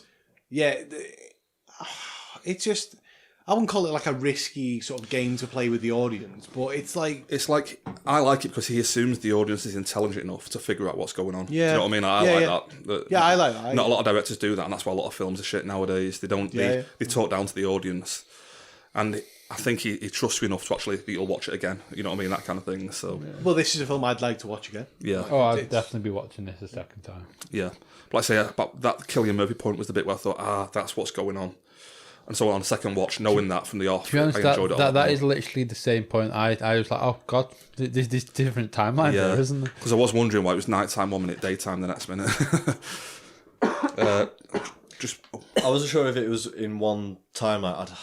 If it was one timeline, whether it comes across as just a blockbuster movie, whereas because there's 3 timelines, it makes you think about it and appreciate the different points of view of who's going through this event. And sort of, I like that it's done that way. Like I've read a lot of online reviews of people saying, "Do they even need the time dilation stuff in it? It's just like a cheap gimmick almost." But I think they do because otherwise Tom Hardy wouldn't be in the film until the last 5 minutes. You know what I mean? So I think like they need to do it this way, kind of thing. It works perfect as well. Where his second, when there's only down to 2 planes and his second goes down, and you have the scene where you're with Tom Hardy and he's flying. And he gets the wave from down and he's like, it seems all good. But then when you play it back and you take the perspective of the second sort of pilot, from the other point of he's view. actually can't get out and he's stuck and he's drowning, and it adds tension to the thing. But he thinks it's all good upstairs. That kind of shows the film. Like if you're from one perspective, you think it's you're okay. thinking this. Oh, because Tom Hardy waves at him, doesn't he? Yeah, thinks it's okay because he thinks he's like waving to him, kind of thing. But I mean, to this point though, I actually literally left to go to the toilet at this point, so I didn't see the guy escape from the plane. Oh right. But I've obviously been told that the guy comes and rescues him. Yeah, but from the little fishing boat, yeah. But I love that. Because I remember him waving. I was like, he's all good, kind of thing. And it comes back to him from his point of view, and he's literally just drowning, just like shit. You go down with it in the screen, don't you? With the water. Did anyone watch this after a few beers? No. Well, not beers. Because that's what they would have wanted. Not on the first watch. I had a bottle of rum, but Just one other scene that I loved. I might be contradicting myself here because I'm pretty sure I just called the last scene my favourite scene. But it's this one. I got one of my favourite quotes wrong. Is your boy in this film as well? My boy? My boy, yeah. You love saying that too. My boy. Is Tom Hardy your boy? Wayne Rooney. No, Tom Hardy's not my boy. Not Wayne Rooney is. Will Arnett. Will Arnett is. See. Adolf Hitler's not in this. I shouldn't have come back to that.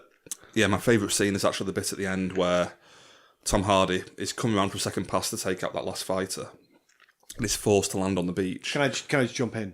I think this is my favourite scene as well. Is where probably my favourite bit is probably before what you're about to talk about. But Oh, right, okay. It's the bit where you can't really tell, with the planes that are flying. Yeah. Because it jumps between the scenes, and it's the tension there. So Yeah. and then it leads into this scene that you're about to talk about. I've got to say my favourite bit is where he's coming down to land on the beach and the landing gear doesn't work. So he's got to crank his landing gear constantly. Yeah. I was cranking my landing gear constantly. Oh, this is fucking amazing.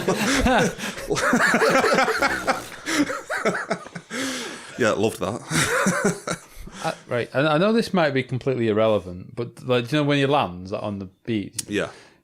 Has anyone checked if that's even like a thing that happened? Factual, but I don't. What, that he could land on the beach? No, that he got do you know that the Germans came and got him? Well, I don't think he's a real character. It's just like... I'm just wondering if anything like that happened, or is it just... Right, did Tom Hardy become a prisoner of war?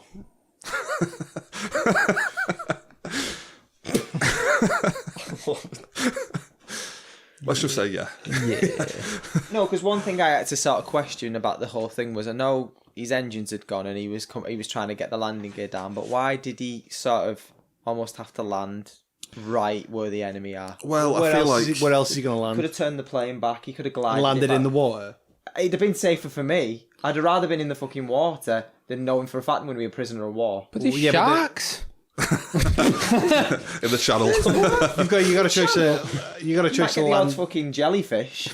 I don't know though, but to be fair though, like I was thinking this, and I was like, if it was in like a thing, yeah, like an EasyJet or something, they always choose to go over land, don't they? If they're going to crash, because it's just safer than landing in the water. I mean, to be honest, he could have landed in the water. The other bloke did it. Yeah, actually, no.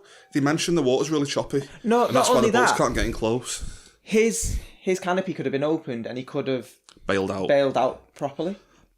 And wouldn't have had to... He could have let the plane go. And I know towards the end when he sets it on fire, we realise that he's doing that because they can't have the black box. Yeah. You can't have the black box out the plane because it tells you your flight path back to where you've flown from, which is a secret in all planes. All planes have them black boxes and they record flight. If the Germans had hold of that, they'd know where they were from.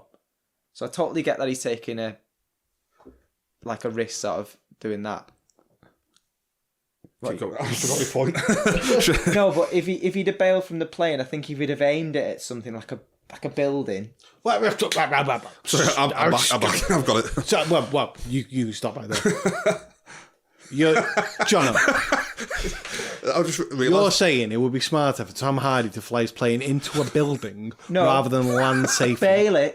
Bail out with his parachute and aim it at somewhere where it's going to destroy the plane and the black box anyway and not get captured. That was my point. Land on the beach in your fucking... But I'm going to use the word poignant again. It was quite a... Yeah, it seemed, I suppose. it made it more Hollywood. Happened. No, it made it Hollywood. It made it like I'll just take this and I'll burn me thing and I'll just get taken. As I quite like imagery though in a film. Like, I've got to admit, can I just make one quick point? I think the film should have finished on the image of the burning Spitfire. That would have been amazing. Yeah. But it cuts back to the guy on the train for 1 second. I don't get because it. that's not true. That's not real. That's not a real story. The real story is them coming back.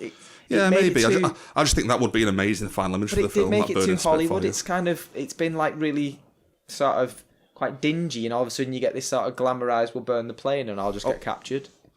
Just one final point. In terms of landing on the beach, the impression I got was his engine had run out of fuel and he was coming down. He could have landed at the first point, but he had to make that final turn.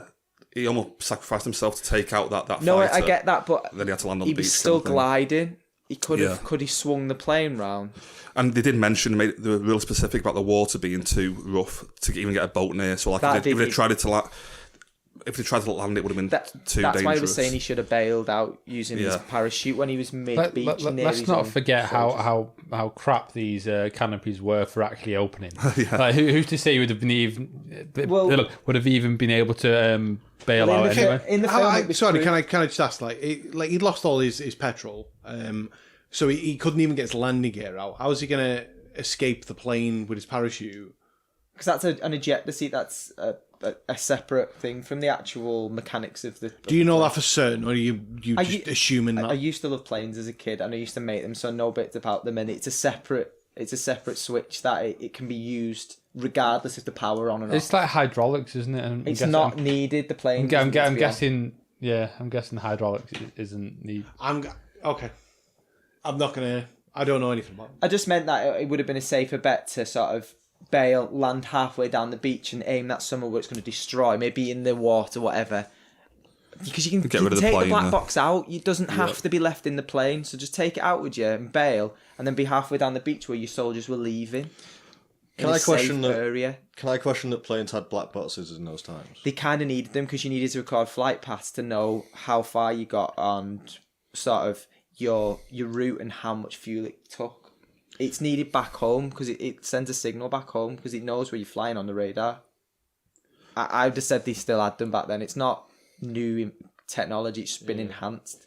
Can I make one final point? Oh, sorry, John. Apologies. I was going to jump in and say, like, I've looked up why he flew the plane because that's what we're talking about. Yeah. Like, it was to do with, it's possible that if you you have to use your imagination to try and like add this to the film. I agree with what's being said here, but the soldiers on the beach were feeling neglected by the RAF. They mention it a few times. Yeah, that comes up, yeah. Well, just a quick quote at the end of the film. They say to the RAF pilot, "Where were you?" It's like, "We know where you were." No, but because they know he wasn't the one in the sky, but if he's the one that comes down from the one that's just saved him from the latest bomb, he was being cheered by everyone passing, so... Oh, but that's what Joe's saying, that's why he came down. It's almost like he's done that to like raise morale almost, and it basically was like he was patrolling the beach because it's not been patrolled. The soldiers are... They're all like, "Where's the Air Force?" Yeah, it's almost like he was doing his like sort of final patrol. Oh, I really like that. Yeah, no, I like the fact he could have bailed, but then he did do his final thing. But there was a time where after he took out the final plane, he still had a chance to bail. But like, say, think about from their point of view on the beach, stranded, and they see a Spitfire go down, they'll be like, "Fuck." Like the opinion I'm reading here is that even if he had jumped out of the plane, like the walls were choppy, there was no like confirmed chance that he would survive that. Like he'd be ditching it in the water, like jumping out at 140 mile an hour, whatever the plane would be flying at. Oh, sorry. I imagine if you're a parachute, you've got to be quite high up as well. You know, you can't just like... Not really, you're take you up on initial impact. So, by like a few feet. No, a good 50, 60 feet in the air. But either way, though, he'd be landing in like cold and like choppy water. Like it's not. I imagine it's still pretty dangerous. Like, it's not guaranteed survival. There was no guarantee he wasn't going to get shot on the beach. Everyone takes different things from a film, and I like the idea that he did a sort of final patrol. It's almost. noble. Yeah. I don't get me wrong. I like that, and then like we were talking about, I like imagery in a film, and when he landed the plane and burnt it, I loved that, and I think it's almost worth it just for that image. I love that. That image is not the one I picture. The image is everyone cheering as the plane's gliding. Yeah, when he's flying past. My image from that same scene. I was talking to Ben, like, the fact it shows that a lot of war films, it's always like a bombed out war zone they're fighting in, but it just shows like houses on the waterfront. Yeah, it's like a real place to a fighting at. I liked that. Like, instead of it showing it like it normally shows like literally half buildings and stuff, but this one is like a full beachfront, with nice beachfront chalets and stuff like that. And like none of it was burnt out or anything, and I loved that because it like you say, it's making out like it's a lived-in place. People are living there, have lived there, will live there, and and they've not come that far. It shows they've not got that far because it's not been attacked. It's still untouched. Can I make one final point? It might be a good point to finish on. I don't know, Eamon, have you got anything more you want to go to? I've only got like trivia. Oh, I've got a bit of trivia actually. All it is, again, spoiler heavy this, so if you haven't watched it, don't listen to it. I think we've got this far in. 2 hours in, don't listen to this bit. Put it as spoiler. Can you all tell me the one name from the film that you learned during the film? Harry Styles. George. George. Alex. See, I don't think they mentioned his name in the film, Alex. It's I think literally George, and that George was is the guy the that one. died. George in is the film. kid in the. And George is the one guy who died from the main crew who die. And he doesn't even die at war, he just dies getting knocked down there. But he does die from a soldier's hand. Yeah, but that's almost the point, like, that he wasn't even in conflict and he died, and everybody else survived, you know, like... Relatively early in the film, or Yeah. at least early in the story as well. Like, Yeah. Not only that, But I think like he got hurt early on, but it was only really confirmed closer to the end that he died. I mean, we already knew he was pretty give much. another. It's a bit when Down he was. shit It's a creek, bit when but- he was like, I can't see. Yeah. Oh God, this guy. I felt terrible watching. But I liked it because it did end well because the other shitboy, the fella's son, did actually get him in the paper. That's what he'd always wanted. It was kind of like I like that. Yep. Yeah. taking it from a shitstorm and putting it into something that he'd always wanted. He wanted his teachers to see him be a hero in the paper. That was amazing. Yeah. Like, I think that's always the whole point of the film, that the one name you learn is the one kid who didn't even die in combat, like, you know, he just... but he was doing a noble thing by going to help. Yeah. We got some trivia, Sam. Yeah, a couple of bits.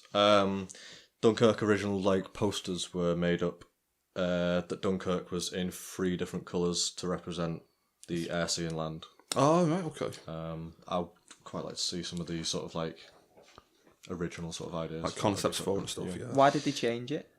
Did they say? I didn't say why they changed it. I just think that it just Visually plain wasn't looks fine on the poster. Yeah. Well, I mean, on the poster now, they have the Dunkirk, and within the letters, they have the beach, they have the sea and the air. So they kind of, you know, maybe same get to the idea. point now, like, Yeah, yeah. same Idea, that, isn't it? Yeah. It's like same It's good, that. concept.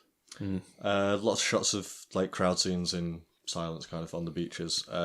Nolan said he researched sort of silent films to see how extras move and the space around extras as well for those scenes. Couple bits on the sound. The ticking sound was recorded from one of Nolan's own pocket watches. I love facts like that. Do you like was it a that? period pocket watch from the time, or was it just a standard? Don't know. That would be I didn't amazing read if it that. was I from, just, like- Zimmer kind of messed about with the sound of it so much that you don't look too impressed, Peter. It just seems a bit too... That's the kind of pretentious side of it. I'm thinking, like, just get Zimmer to do it. You don't need your pocket watch. Do you know what I mean? No, but don't you like the fact that it's not a fully fledged professional? Can I That's just making the sound. talk from a creative point of view? I've done performances before that are music based, and I've recorded phone calls, and I've then mixed that into a song on like a musical piece, like a 9-minute musical piece, and like I feel like there's almost like it's like there's part of me in that, and I like the idea that if Christopher Nolan has used his own pocket watch in this film, he's got that personal look at that film, and he goes, "Well, it's almost like my DNA is in that film." Yeah. I like that, and like I can subscribe to that. I totally know what you mean. I've read a lot over the years of like Nolan and Zimmer working together. Like for Interstellar, he wrote him like a poem and gave him an envelope and said, base the soundtrack on that. And I'm just thinking, like, oh, just tell him to do his job. You know what I mean? Like, I'm so polar opposite to this. I'd love to go, here's a poem, do me a soundtrack. it's all about family. Like, I'm just thinking, like, oh, just do your job, Hans. Like, I thought you liked that, Joe. Yeah, the music was definitely, it was like in a sick pair of hands. Another bit on the music side of it. The shepherd tone, which we've talked about off the pod, which is the forever building kind of notes or scale that's always going up, and you feel like it's reaching its peak, and then it keeps going. Yeah. So that's called the shepherd tone. If anyone wants to look into that, It is a great thing for tension. It's. I don't want to bring it back to Mario, but Mario uses it running up a castle that has an endless staircase. Dugga. That's what he does. The one theme is called Supermarine, sorry. And it plays during the boat scene when the bomber's turning around again. It just keeps on building and building, and that plays into why it's so tense. It's a great tactic musically. Yeah. Because I'm assuming you must know that by that point you're fully gripped by the film, and then so that tension's going to build because you're fully engrossed in what you're watching. couple of lesser known cameos. Unlike Harry Styles, who's straight in there. Michael Caine is an uncredited voice. I've read that Michael Caine was in, but it was early in the film talking to an RAF officer just over the kind of walkie-talkies or whatever. Yeah. Heard on other podcasts, people are like, oh no, Michael Caine in this one. It's like, well actually. And then the blind man handing out blankets as they return home is Christopher Nolan's uncle. I like that as well. Okay. Yeah, that's cool. Do you know what I loved when he was like, "My name is Michael Caine." Fly your plane. I didn't even know that was Michael Caine until when I watched the film, kind of thing. No, like, do you not see when the boat gets back and he goes, "You're only supposed to blow the bloody doors off." Don't know what accent it was, but let's move swiftly on. Should I prepare the Batmobile whilst away? All right, well, we've got all our points out, haven't we? Should we give ratings? Yeah. Can I just make one final trivia point, if that's okay? Dead quick.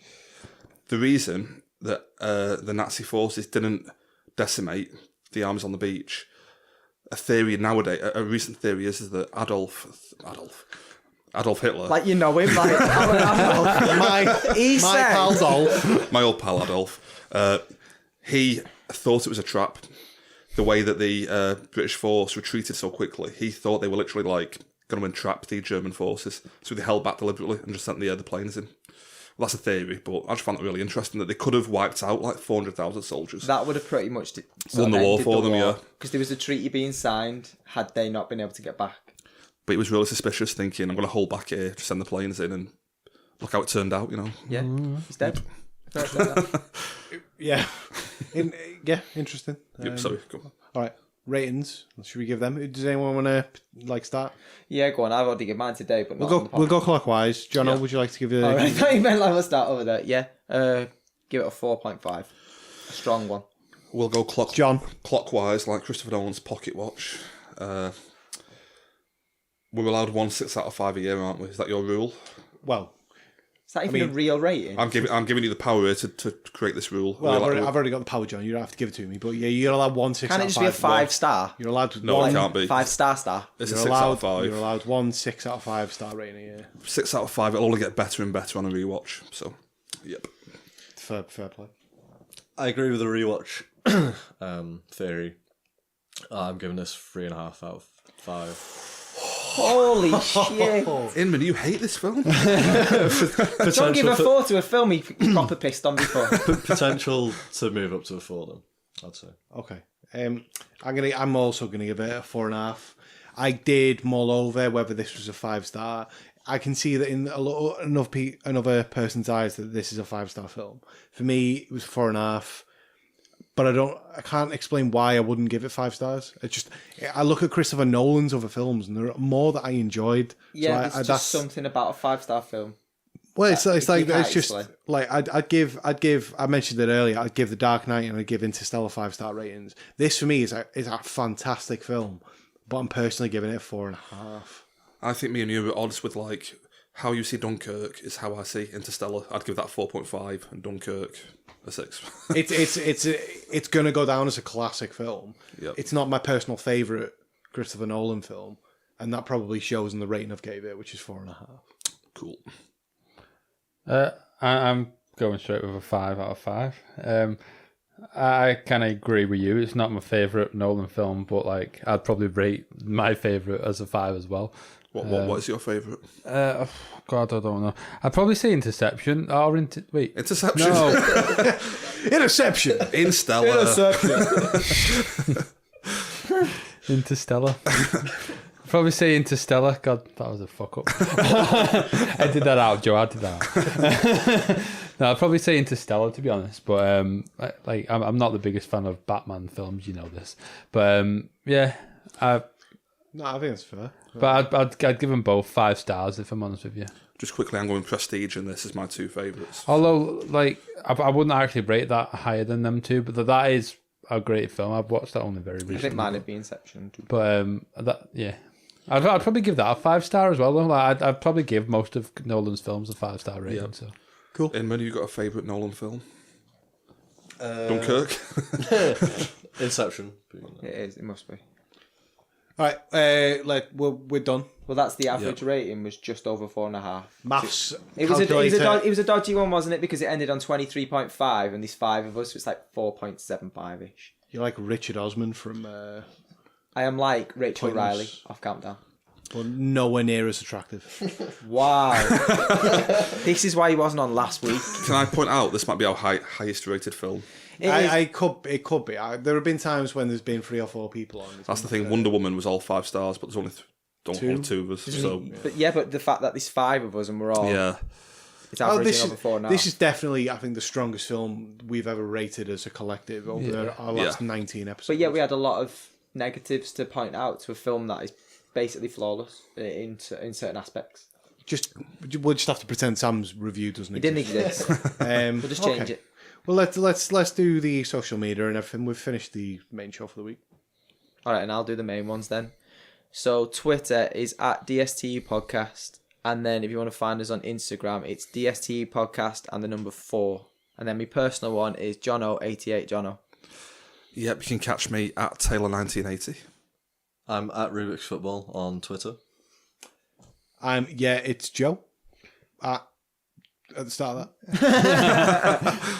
I'm at DST Nick. And we also have a Facebook page. It's just Don't Spoil the Ending. No, it's That, facebook.com/DST podcast. That's what I meant. It's exactly what I meant. Nick was That's what I meant, but just in different words. It's the same, but in different words. You're just going to search it on Facebook anyway. You're not going to type in www. I mean, if you want to type the URL in, that is the URL. But if you want to type in one. "Don't Spoil the Ending" in the search bar, then yeah, sure, you'll find The it. podcast is called Don't Spoil the Ending. Just Google it, will appear.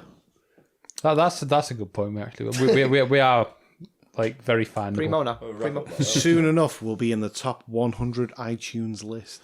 Let's not get carried away. All right, well, I've had fun this week, guys. I think we've had a good film. I feel like John wants to reveal his film for the next week. Yeah, we need to. I need. Oh yeah, Is this definitely a thing then? Yeah. Yeah, do it. I just about want to this. know, to be honest. Forgot. Okay, it's not exactly relevant, but I think it would make for a good discussion, and I think you all might enjoy it. I don't know if you've seen it. I should tell you what it is.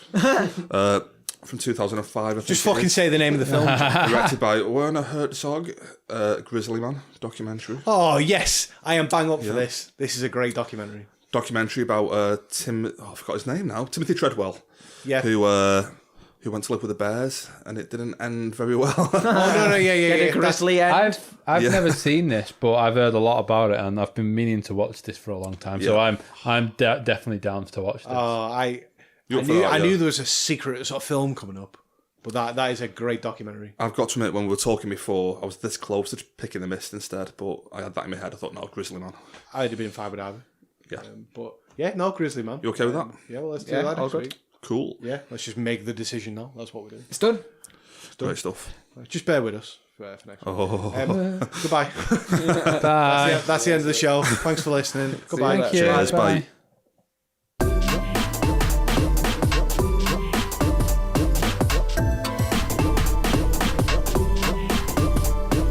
How do we think that went?